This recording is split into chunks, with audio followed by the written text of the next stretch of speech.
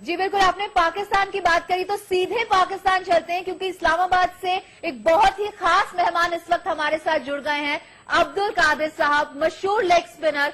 कादिर साहब, सचिन रमेश तेंदुलकर के 20 साल का सफर जब उसकी बात होती है तो सफर की शुरुआत शायद आप ही के नाम के साथ होती है। वो 2 छक्के आज भी क्या आपको सपने में आते हैं?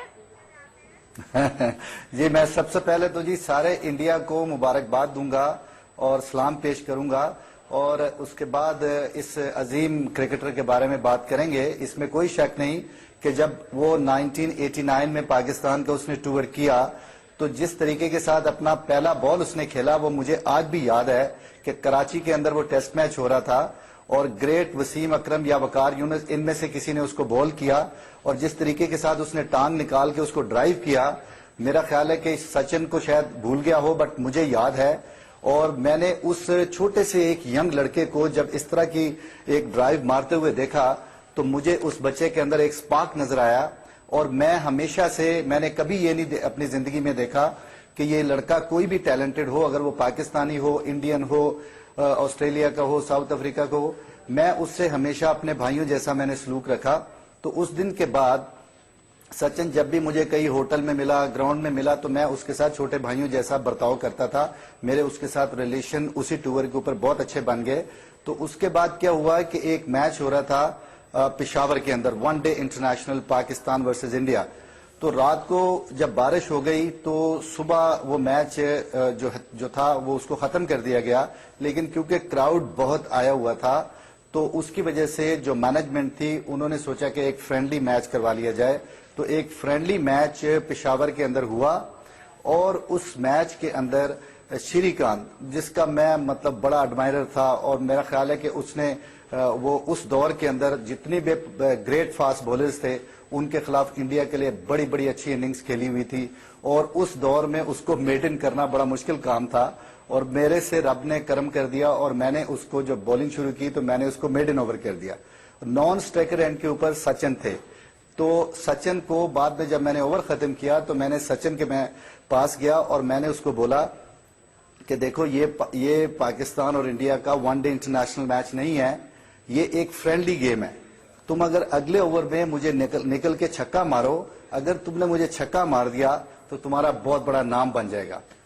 तो सचिन ने अगले ओवर मुझे पहले बॉल पे ही निकल के छक्का मारा, उसके बाद उसने मुझे दूसरे बॉल पे भी छक्का मारा, उसने तीसरा मारने की कोशिश की तो अजीम हफीज ने उसका कैच गिर गया उससे, और उसके बाद भी उसने मुझे एक और छक्का मारा। तो 3 छक्के उसने मुझे एक ओवर में मारे। इसमें एक बात बड़ी काबिले जिक्र है और काबिले फिक्र है कि वो जो 3 छक्के उसने मारे वो मैंने उसको कोई लॉलीपॉप बॉलिंग नहीं की थी।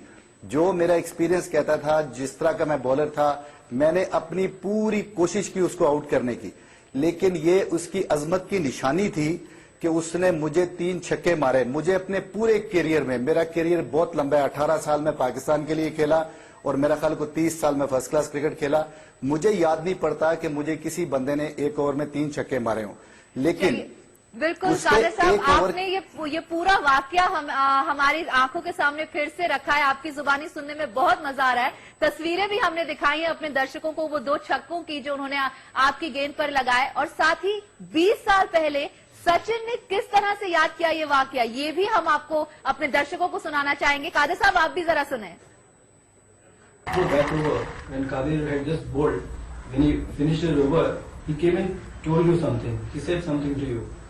Yeah, he told me that मैं नहीं मारने दूंगा ऐसा। He said. Yeah, he said.